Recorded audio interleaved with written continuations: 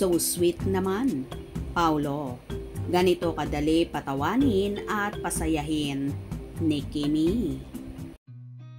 I've seen a lot of change, been through a lot of pain. Some things are not the same as they were a year ago, but all will be okay. I move on each and every day. The past. To the fullest nga ang hatid na kilig ng rumored magkasintahan na sina Kim Chiu at Paolo Abilino.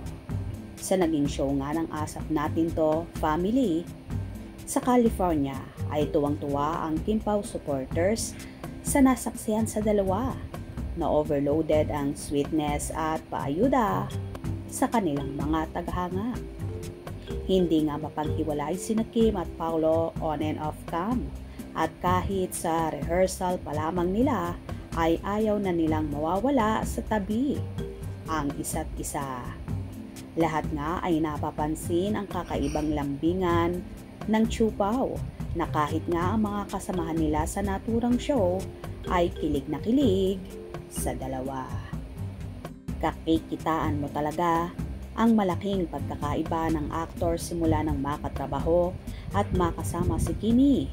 Kung noon ay so seryoso ang aktor, abang ngayon, so funny na siya at palaging nakangiti. Especially kapag katabi na si Kim na halata mong in love sa dalaga. Ibang Paulo na siya ngayon at in fairness ganito kabilis mapatawa ni Kimi si Paulo sa simpleng bagay lang na ginagawa ng actress. Tawang-tawa talaga ang aktor at tila nahawa na rin si Paulo sa pagiging energetic nito.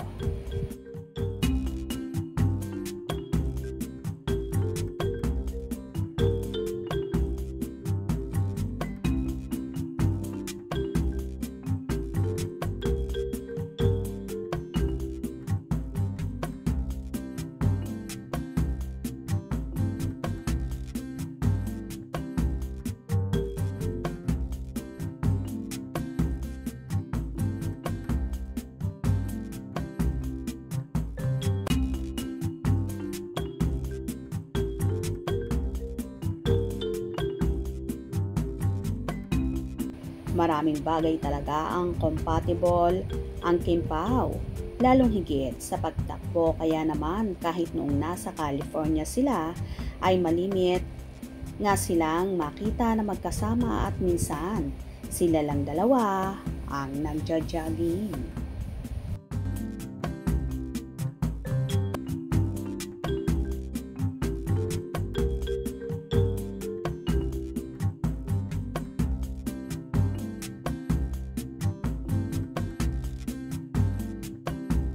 O diba, nakuha talaga ni Kim ang kiliti ni Pao kaya naman ganito niya kabilis mapatawa ang aktor at ngayon nga ay joker na rin ang aktor na ayon nga sa kanya sa nagdaang interview ay palagi na rin daw siyang may baong-baong joke para nga naman hindi boring.